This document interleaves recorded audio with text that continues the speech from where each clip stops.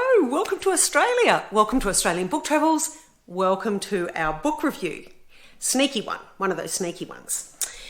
I've chosen 3 today so that we can jolly well get on with these book reviews. Not that we'll ever finish them. I'm kidding myself, really. I'm kidding you. I'm sorry. But I thought three would be good.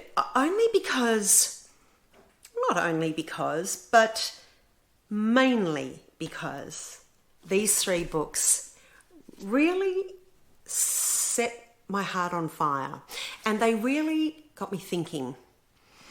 And they're from 3 authors from a similar era, or same era. So I thought, why not? Let's do these 3 together. So the first one that I absolutely recommend, it's beautiful if you haven't read it, it's a classic, Cider with Rosie by Laurie Lee. Now, Laurie Lee was a writer, an author. He for a very short time fought in the Spanish Civil War. He was born, I think, right at the beginning of or very close to the First World War, and died in the 1990s, I think. He was born in Gloucestershire in England. This is his memoir of his childhood, where he was born in Gloucestershire and then moved at the age of about 3 to the Cotswolds. This is absolutely beautiful. It just a little bit of a hint. His father had been married before all of this. He had 3 children to the first wife. I think the first wife. It's all right, Artie. Arthur's with me today. The first wife passed away, I think, and so he was left with 3 children. He then marries Laurie Lee's mother, and they subsequently have 5 more children.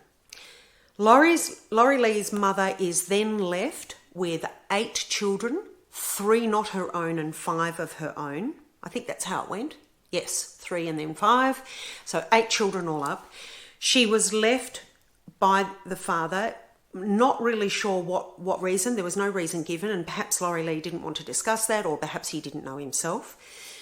In those days, things like that really weren't discussed. Laurie Lee saw his father on a few occasions, not many. I think in this Cider with Rosie, he explains that he believes or he knows that the father gave some money to the mother to help bring up the children. But as a result of being effectively left on her own with 8 children, the mother moves from Gloucestershire to, I can't remember in Gloucestershire where they were, to a little cottage in the Cotswolds, in a little village. Laurie Lee, it is evident to the reader that Laurie Lee absolutely adored his childhood. He adored his mother, although he does indicate that she had her own issues, her own foibles. Probably we would describe her now as manic, where they didn't have much money, but on a few occasions she would go out and spend money on antiques and things that they didn't need, that would then have to be either sold or given away. But he still loves her for it, even though he recognises her foibles. It is the most heartwarming, inspiring, beautiful memoirs I have ever read. It stayed with me for quite some time after I'd read it. I recommend it, absolutely recommend you reading it. Laurie Lee wrote a few more books. Well, he wrote quite a few books. He was a poet as well, and you can tell. He's just so poetic in this. He loves nature, he loves his environment, he loves his village, he loves the quirky neighbours. It's just beautiful. It's absolutely beautiful. But he did write quite a few books, and the one after this, I think, is titled As I Walked Out One Midsummer Morning, and that goes from his teenage years. He walks to London to seek work and his own life, and finds himself then, for a very short period, fighting in the Spanish Civil War. And I think that is cut short because he suffered epilepsy. Still, that is not in Cider of Rosie. That's in the next book. Cider with Rosie is all of his childhood, and it's absolutely exquisite. Please do yourself a favour and buy it. Now, spectacles are on. This is vintage. This is the vintage book. Absolutely love the cover. Now, it's only there you go, got on right on the page, 228 pages. What I also love about this book is that there are the original little illustrations right there. Absolutely beautiful. Hang on, I'll show you. There's one. Oh, that's his mother in the kitchen. I hope you can see that. But there's one I really love. Now, no, that's a goat. There's one I really love. Oh, that's the kitchen.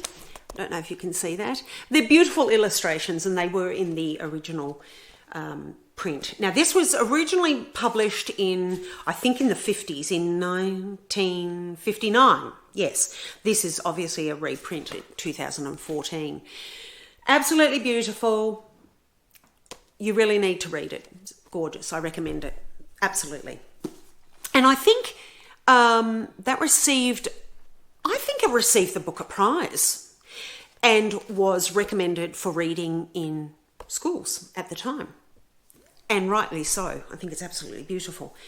The next one is by J.L. Carr, similar period of life, both Laurie Lee and J.L. Carr. I think J.L. Carr was born in about the late 19-teens, so 1917 or 1916, something like that. And also died in the 1990s, I think. This is, again, the cover is beautiful. It's a watercolour. I'm really loving the cover of a lot of these books now. They're just beautiful. A lot of the paperbacks, stunning. This is J.L. Carr wrote quite a few books. Actually, I think he may have received a prize. Don't quote me on that. I don't know. No. I'm actually leading you astray on that one, but that's okay. Now, this was originally published in 1980. Is that right? That's what I'm being told here in my earpiece. No, I'm fairly sure this was in 1980. I'm positive, but it is set in the 1920s. Actually, 1920, I think. It is a memoir of a fictional character, so it's an elderly gentleman reflecting on 1 month that he spent in the country in 1920. His name is Tom Birkin, and he is a returned soldier in England. His wife has left him for another man. I think she's indicated there that she was a bit of a floozy anyway, but she left him for another man. So this Tom Birkin goes to the country in, let me get this right, Oxgodby, I think it is, and he goes there to paint for work essentially, and goes to paint a church. Or restore a painting in a church. He only spends a month there. It's in the summer, and he's reflecting on the fact that it is probably the best month in his life, and he falls in love. There are a few other things that happen. I won't go into detail. You have to read it. But this is only 100 pages, I think. 103 pages. There you go. It is... He also... The character, Tom, also discovers and becomes involved with members of the village, residents in the village. It's absolutely beautiful. It is a must read. It's not a long read. There's so much packed into it. It's absolutely beautiful, really beautiful. This is also a Penguin modern classic. And yes, is only 103 pages and I think was first published in 1980, but is set in 1920.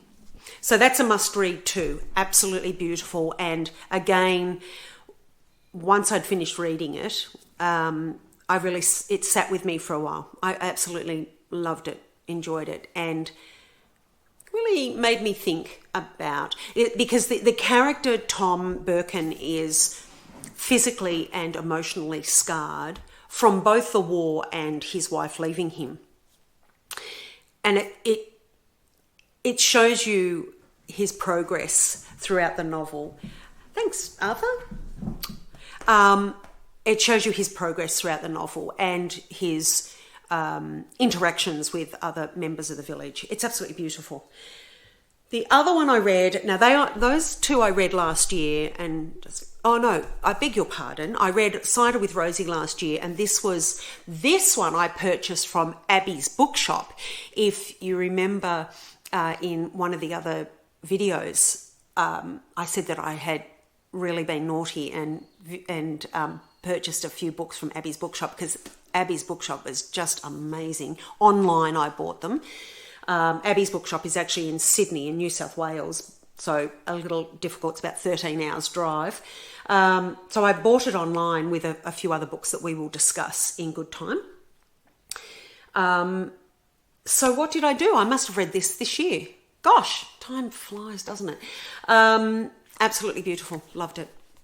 Have been wanting to read it for a while, and I'm so pleased that I've read it. It's beautiful. Now, the other book that I read this year, not that long ago, maybe a few weeks ago, is Iris Murdoch's The Bell. Now, Iris Murdoch is of the same era as these two gentlemen, J.L. Carr and Laurie Lee. I think she was born in 1920, and passed away in the 1990s also. An author and a philosopher. Her books mainly deal with relationships, sexual relationships, morality, good and evil. This is fictional, but wow, did it pack a punch. Now, this is a vintage classic. I think I said that.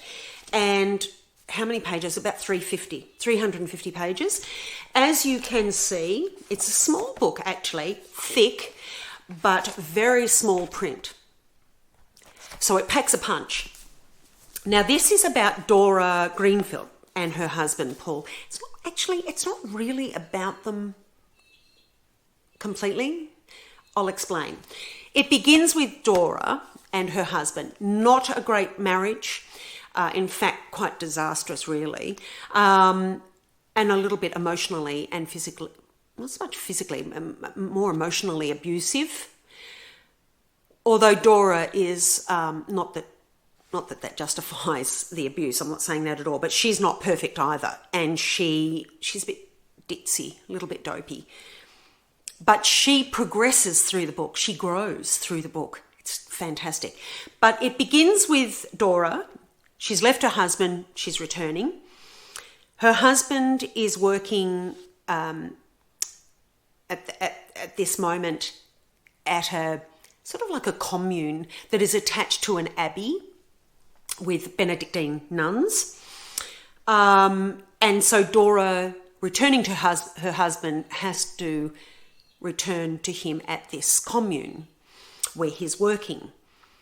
Once you get to the commune with Dora, it really opens up your eyes and the story to the other members, or most of the other members in the commune, and does discuss homosexuality. It discusses morality of all sorts. It discusses religion and the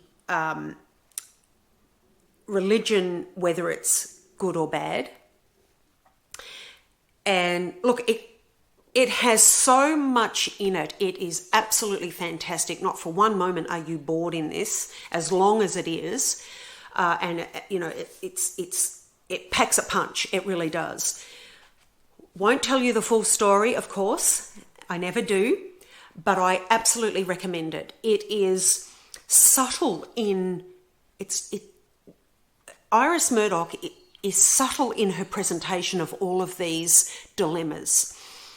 Morality, religion, sexuality, domestic issues, domestic violence, domestic problems.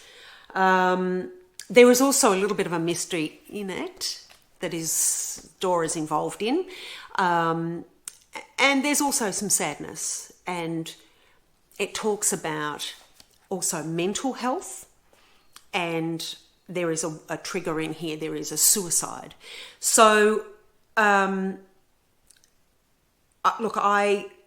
yes, it was sad, there was some elements to her marriage that were really sad, and to Dora, and in fact, some of the other characters. It's set in the 50s, I think. This is set in the 50s. Yes. It was written in... sorry, I'm just getting the... When was it written? There you go. It was written in, or published in 1973, but I think it's based in the 1950s or 60s. This edition is 2019. I absolutely recommend it. When I hadn't read Iris Iris Murdoch at all at this stage, and she's hooked me in to her writing. I wasn't fussed. I thought, look, I'll read it and see what I think, and if I'm not that fussed, I won't continue. But boy, did I continue right to the last page, and will definitely be reading more of Iris Murdoch. She's brilliant. She is very good with setting the scene and time and place, and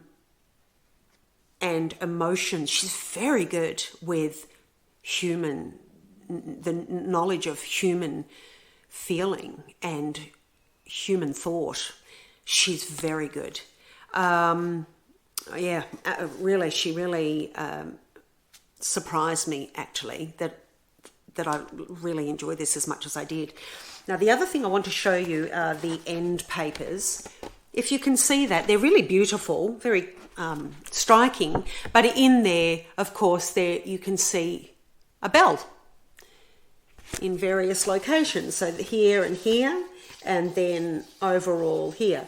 It's also very fitting, I think, that the colours are pink and red, that it has a bit to do with love. Love of your husband or wife or partner, love of another human, love of religion or not, love of self, love of nature. So I found that really fitting because it almost looks like it could be a love heart in there, the way it's shaped a little bit. Anyway, thoroughly enjoyed the 3 of these. I recommend them. If you haven't read them, please do. I'd love to know what you think of them, but they were great. They were really, really good. Like, better than good. They were excellent. Love them. I'm in love with these writers. Apologies, everyone. The camera overheated and just cut out.